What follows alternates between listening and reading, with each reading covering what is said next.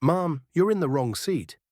Coach is in the back," the businessman barked, waving his first-class ticket in her face like it was a badge of honor. The woman didn't flinch. She sat quietly, hands folded, eyes fixed on the window. Dressed in a stiff green uniform with polished brass buttons and creased slacks, she barely said a word. Her name tag read Lieutenant Ramirez, but to the flight attendant, she was just an inconvenience. "Miss, if you don't comply, we'll have to remove you," the attendant said, her voice tinged with impatience.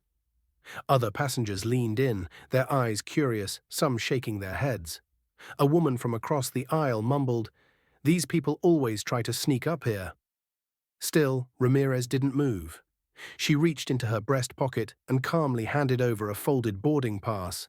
First class, seat 3A, no different than theirs, just without the arrogance. But it didn't matter. Her silence irritated them more than if she had shouted. She was too calm, too still, like she didn't belong. And then a voice cut through the aisle, sharp, commanding. "What's the delay up here?" The pilot had stepped out of the cockpit, tall, grey-haired, with wings on his chest and authority in his stride. He took one look at the tense scene and then at Ramirez. His eyes locked on her insignia, a flash of recognition. He didn't ask her name, didn't need to. He straightened his spine, stepped forward, and snapped a salute so sharp, the air in the cabin shifted. "Lieutenant Ramirez," he said, voice steady. "Welcome aboard. This seat is yours. On behalf of this airline and as a fellow officer, thank you for your service." Silence, heavy, embarrassed. The businessman slowly backed up, lips parting, but no words came out. The woman across the aisle turned her gaze down, shame burning her cheeks. And the flight attendant, stunned, took a slow step back. Ramirez nodded once. "Thank you, Captain." Only then did the passengers realize what they had missed. The medals on her chest were not for decoration. They were for valor, for sacrifice, for bravery none of them had ever had to summon. And as she sat in the seat, she'd earned, yes, earned. They all felt the weight of their judgment. Because what they didn't know was what that uniform had endured. Just 9 months earlier, Lieutenant Ramirez had carried her wounded sergeant on her back for 5 miles under enemy fire in Afghanistan. She tied her own belt around his shredded leg to stop the bleeding. When the medevac arrived, she was covered in blood, most of it not her own. Her silence wasn't weakness, it was discipline. Her stillness wasn't defiance, it was control. The kind you learn when you've seen too much too young. She didn't fly first class because she wanted luxury. She flew first class because a non-profit had gifted her the ticket after months in military hospitals. Her spine was fused in 3 places, her right knee rebuilt.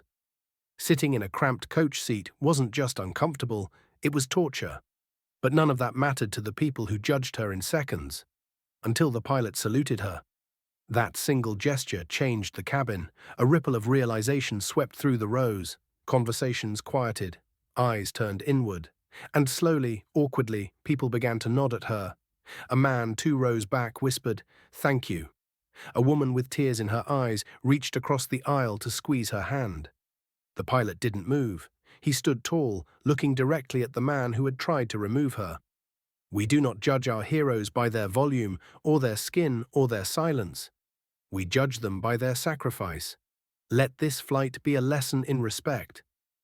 Then he turned on his heel and walked back to the cockpit. The flight took off 5 minutes late. Not a single person complained. For the rest of the journey, no one dared disturb her. A flight attendant brought her a warm blanket without asking. Another offered her a drink, hands trembling with guilt. And as they landed, passengers clapped, not for the touchdown, but for her. Lieutenant Ramirez stood slowly, gripping the seat in front of her for support. She didn't speak, she didn't smile, but when she walked down that aisle, people parted like the Red Sea. Some saluted, others bowed their heads. And that same businessman.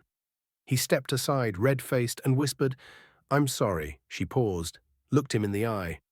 "Next time," she said, "don't assume the quiet ones haven't fought the loudest battles." She exited the plane with nothing but a carry-on bag and the kind of dignity that can't be taught. And on that day, every person on that flight walked away changed. So respect is not measured by noise or rank or ticket class. It's measured by sacrifice. And sometimes the ones you ignore are the ones you owe everything to. Before we end this story, let us know in the comment, where are you watching from? If this story touched you, subscribe to the channel and hit that like button and drop a karma in the comments below.